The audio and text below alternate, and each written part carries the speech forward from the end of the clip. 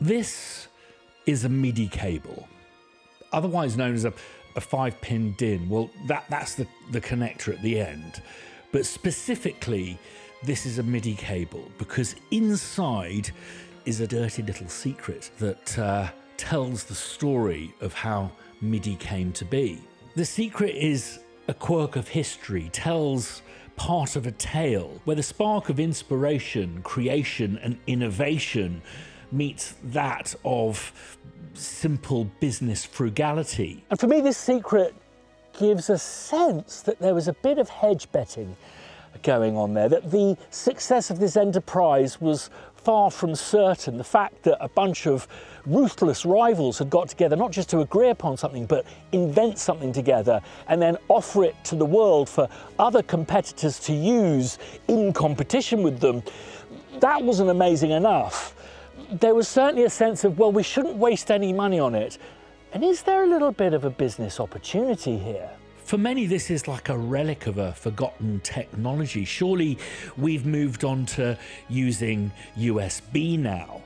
Not so. Whilst the cable itself may have become a lesser used object within our day-to-day lives, the thing that went through it, the code, has become the central nervous system of everything we do today in music, and we still very much use it, whether it be via one of these cables from one keyboard to your door. I want to find out why there's only 8 types of MIDI message, 16 channels, and everything is counted from 0 to 127.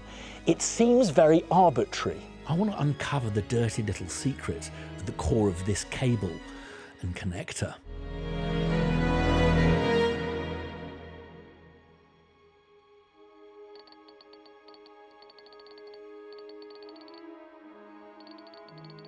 The Universal Synthesizer Interface is a specification designed to enable interconnecting synthesizers, sequencers, and home computers with an industry-wide standard interface.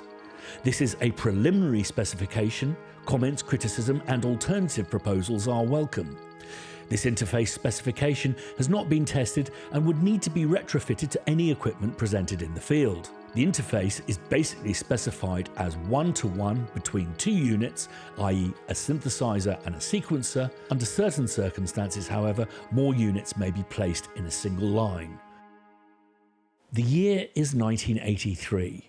Man-Eater was #1 in the Billboard charts with Hall & Oates, Down Under by Men at Work in the UK, E.T. was calling home, Rambo went on his first killing spree, and Dustin Hoffman was unclipping his padded bra after a successful blockbuster run as the character Tootsie. The place, Anaheim, California. Anaheim to Los Angeles is kind of what Croydon is to London. There's a big conference centre there that hosts the annual NAMM conference, and it was at this conference that Dave Smith of Sequential Circuits was demonstrating a new means of connecting digital electric keyboards, drum machines and sequencers. It was the culmination that began with Roland founder Ikutaro Takahashi, his belief shared with fellow manufacturers Oberheim, Sequential Circuits, Yamaha, Korg and Kawai that an inability to synchronize electronic musical devices made by different manufacturers was hindering the growth of the music tech industry. The paper outlines a protocol defined by Dave Smith and Chet Wood based on different historical attempts to get kit to communicate, from the days of CV Gate through a fledgling but, as Takahashi lamented, massively complex system of Smith's devising, settling on Roland's own DCB innovation as its basis. The agreed protocol was dubbed Universal Musical Interface,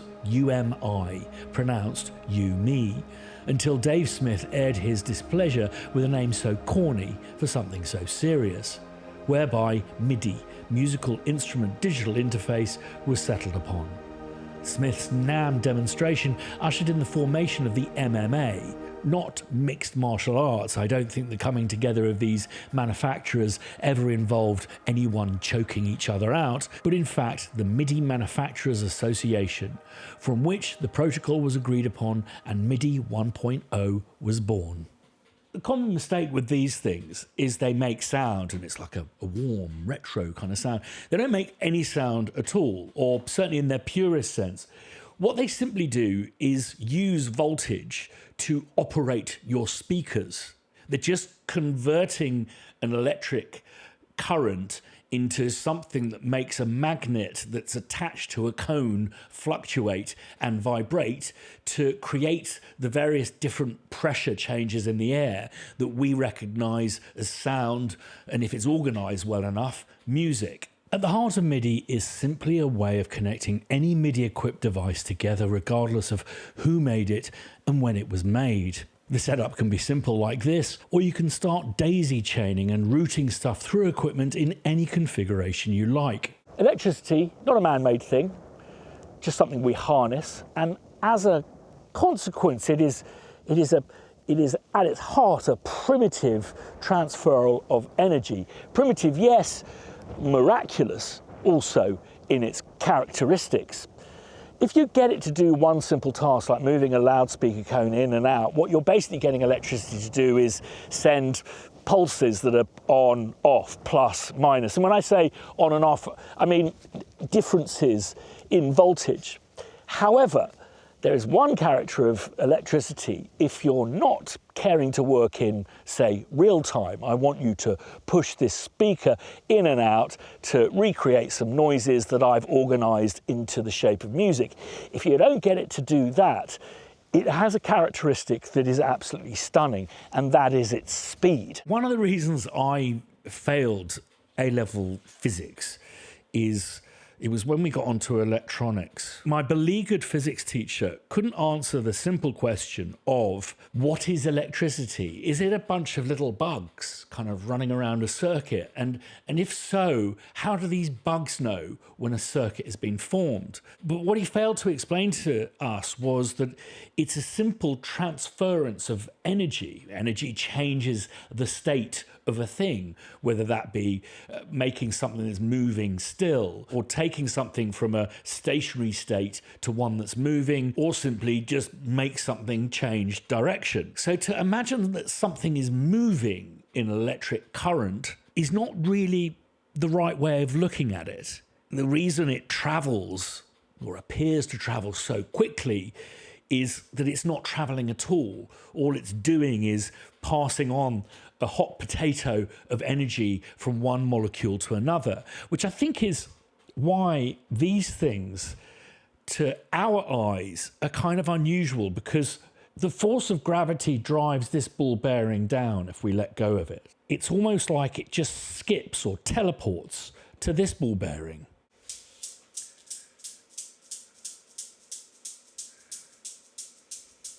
I think if my teacher had shown me a Newton's cradle, I could better understand that imagining electricity as something that moves is the wrong way of looking at it. It's just how energy is transferred at an atomic level. And at an atomic level, we are not burdened with the molasses-like nature of, say, nitrogen and oxygen gases. Electricity can be, provided you have a long enough cable, passed along a wire at a breathtaking speed, nearly the speed of light.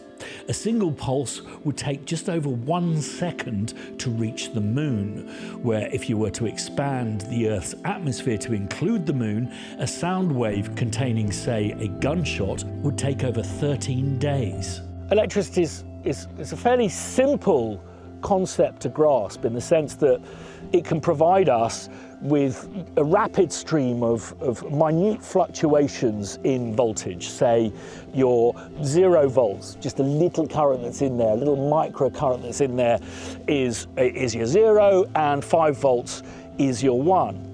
What it does afford us is this capacity of the speed in which it can do it, a speed that is well beyond our comprehension. So as a consequence, you need something to both encode it and something that is not only just able to read it, but to contemplate it in a manner that we would never ever be capable. And this thing is a microprocessor. You need a microprocessor at one end, this audio grade electric cable to connect them, and a microprocessor at the other to kind of make sense of it. Not just that, it's not just going, oh, that's a nice, interesting read.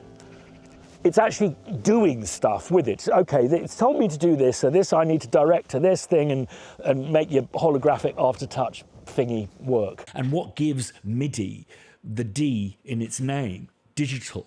So 5-pin DIN. DIN is an acronym for Deutsche. I'll print that down here instead of embarrassing myself. Just an agreed standard by this German institute, agreed upon in 1950. But there was a young pretender coming along from over the pond in the shape of the RCA coaxial cable, RCA standing for the Radio Company of America, which would render the 5-pin DIN obsolete. So I'm going to get Theo to help us out here, uncover the secret held within this 5-pin DIN plug, which was basically popular in Europe to connect.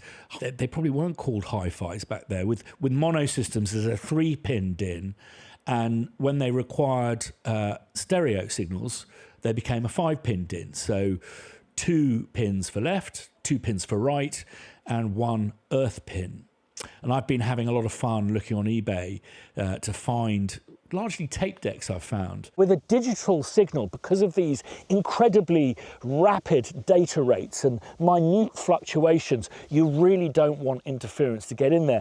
They agreed that the TRS cable, or what we know as the kind of guitar jack or the headphone jack, actually the headphone jack, the one with the 2 stripes. It was agreed upon that that wasn't really a well enough shielded cable, or indeed an unkind of yankable connector to use for this application, which is why the 5-pin DIN was looked at. That and another reason, frugality. If you see yourself making a whole bunch of cassette decks and they connect to your amplifier with a 5-pin DIN, that you need to order a bunch of those cables, not only to package with your cassette decks, but also to sell as replacements. So the cheapest way of doing that is to order in bulk, huge amounts of bulk. And these Japanese companies had warehouses full of these things. So what secret lies beneath a MIDI cable? As Theo is demonstrating here, you'll be surprised to see that something that has 5 connection points only, in fact, contains 3 cables. So this offered them an opportunity to offload all of that cabling into the marketplace, even if the cable only used 3 of the 5 pins that were connected. Thing is, MIDI doesn't need 5 of these little things. It only needs 3, and one of those is for Earth. It's sending digital information. All it requires is the ability to turn on and off in order to create binary code. So these 2 outer pins are not connected at all. The next 2 inside, these 2 matching ones here, that's your plus and your minus, and the bottom one there, that's your ground, to make sure there's a nice clean digital signal passing through, so the microprocessor at the other end could understand these massively rapid bursts of binary on and off current. Right, to those of you who have actually used MIDI out of the box, connected a couple of synthesizers together and tried something multi-timbral, which is it's a step beyond polyphonic. It's the use of multiple channels across a MIDI network. You'll be familiar with the fact that there are 16 channels. You may have noticed it on your door. If you use a multi-timbral instance of, say, Contact, there'll be 16 channels available to you.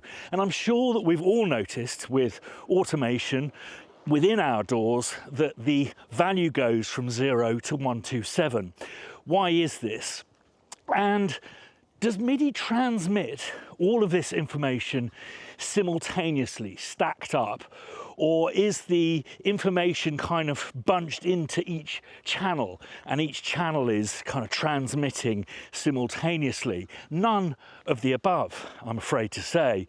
It may be disturbing to hear and think that actually what's happening is it's a continuous single stream of data.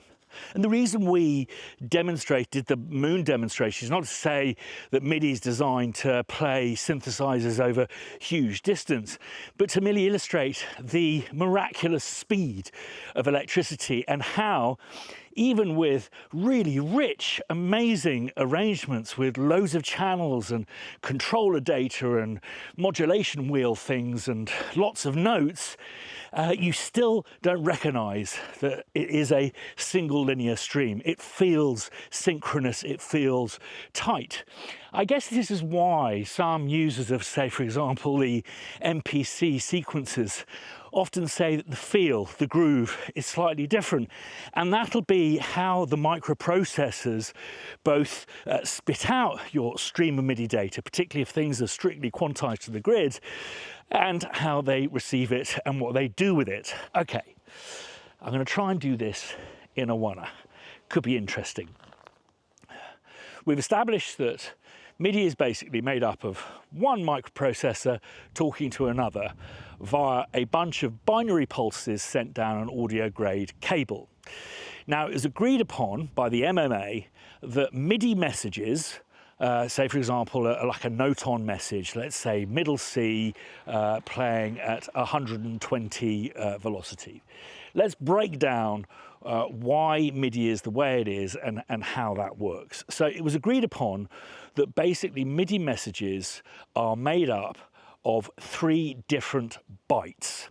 Now each byte, because it's an 8-bit system, has 8 bits within it, which basically means 8 either ones or zeros. That's all you've got to work it with. Okay, so there are 2 types of byte within a MIDI message. There's the status byte and the data byte.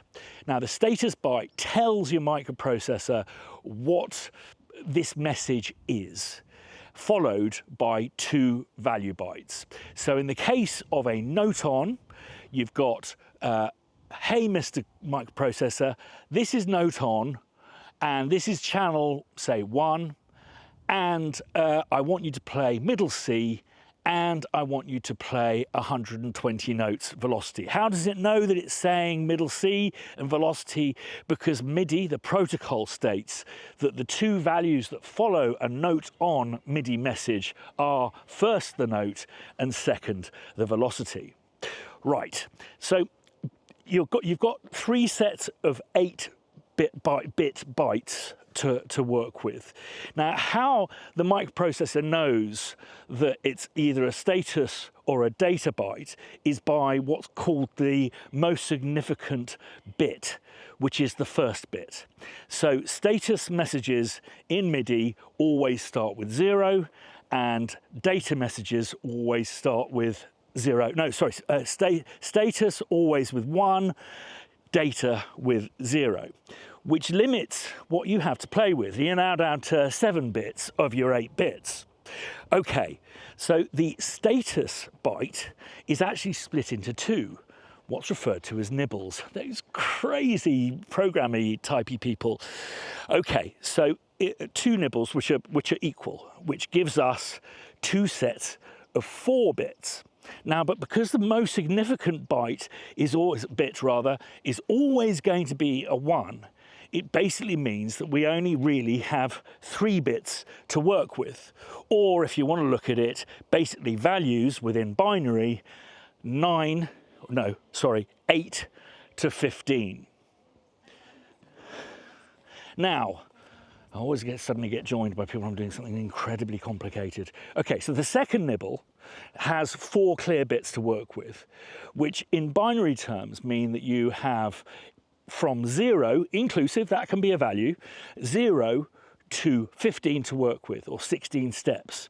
So in the case of this example that we're talking about, our first byte is going to say note-on. So note-on, of the 8 different types of MIDI messages or status messages you can give, note-on is number 9. So that's 1, which is the most significant byte, saying this is a status message. And instead of being 0, 0, 0, which would be, I believe, is note off, which is value number 8, we want it to be value 9 to suggest note on. So it's 1, 0, 0, 1, stating note on.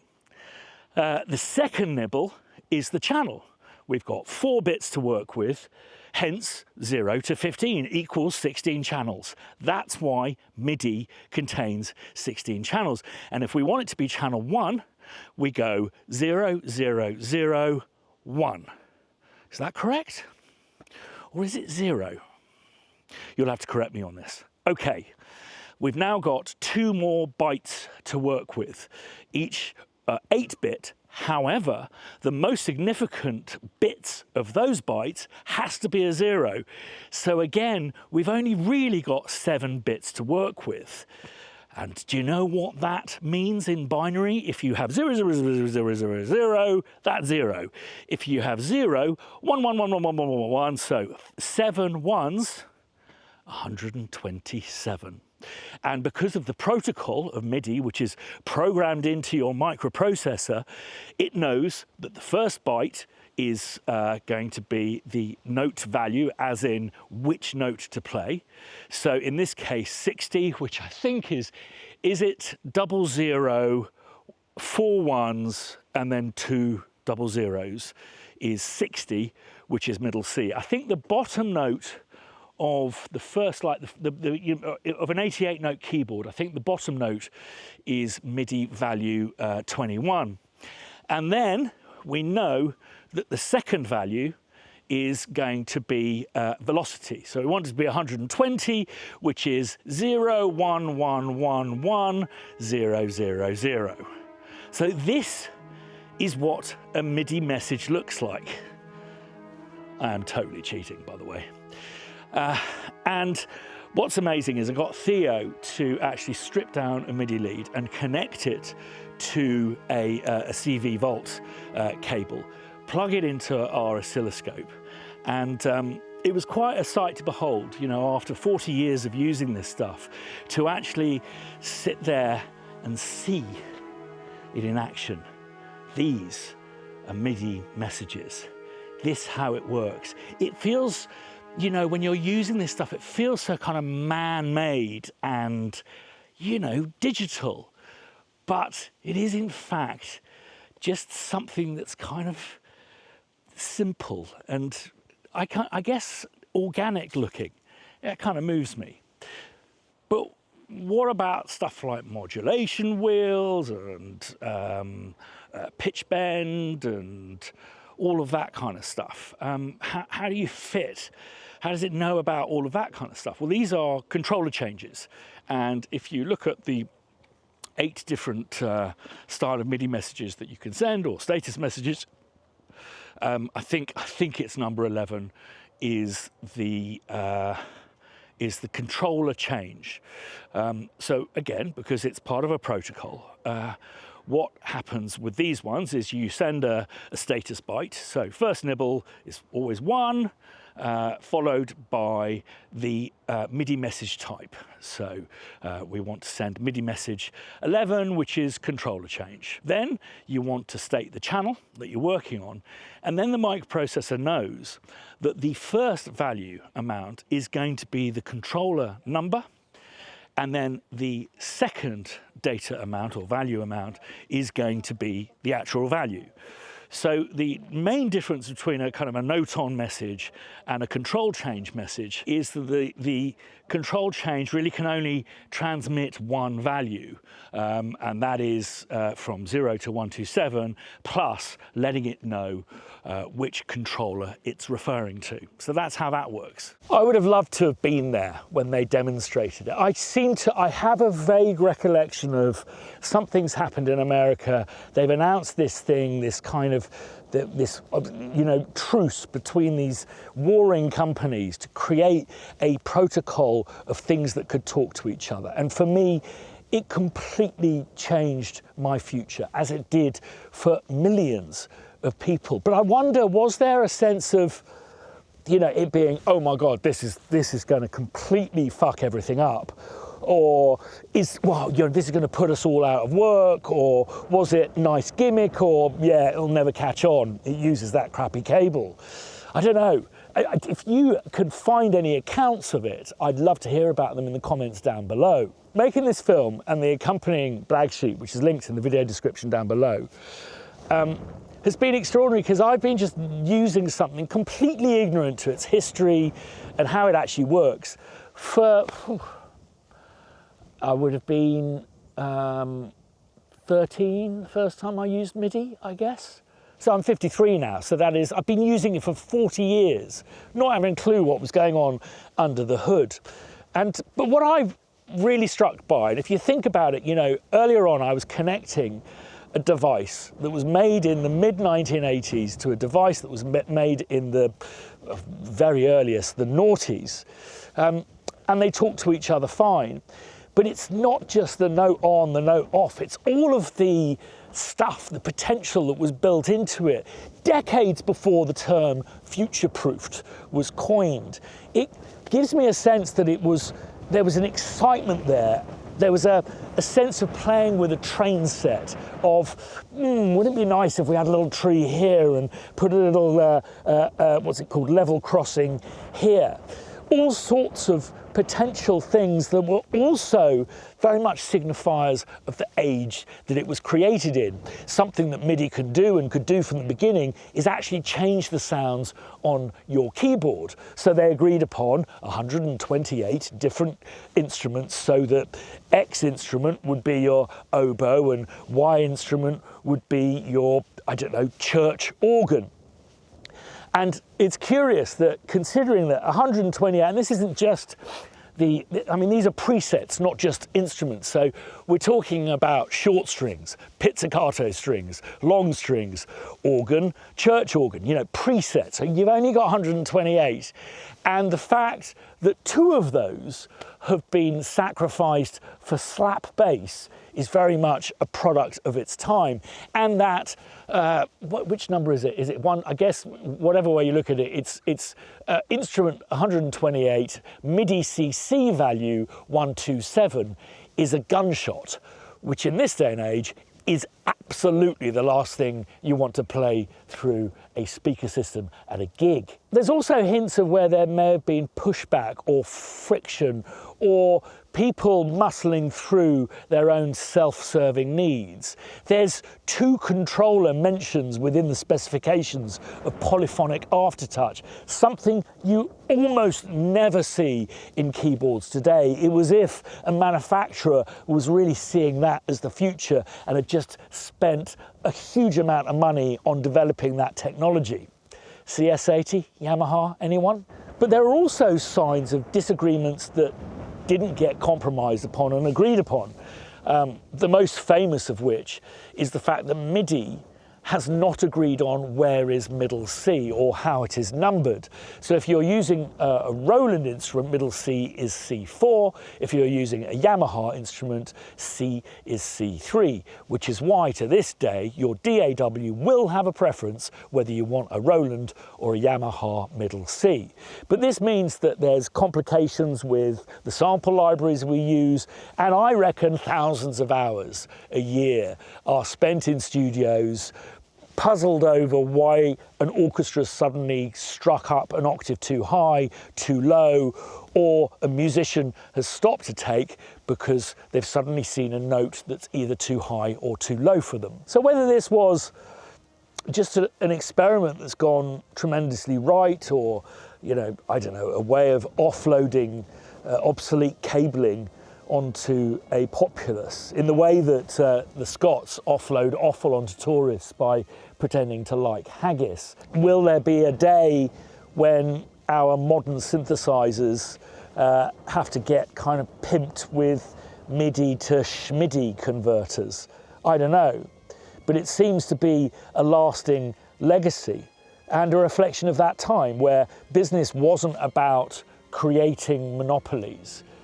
I hate the use of the word ecosystem. For me, it's a way of imprisoning a customer into a single monoculture. And I think what MIDI shows, you know, our man Dave Smith was developing something along these lines, which was enormously complex. And what they did by getting together and compromising was create a set of solutions that was brilliant, simple, ingenious, and future-proofed before the term future-proofed was invented. It's made the music tech industry literally explode. Billions and billions of dollars, hundreds of thousands of jobs, and has turned the making of music on its head. Just my own personal story is it enabled me to make a career out of making music, and by making it, I really mean making it. You know, composing is a tiny part of what I do. Actually making masters in my fucking bedroom, completely unthinkable back in the 1970s. It made music makers out of anyone who was willing.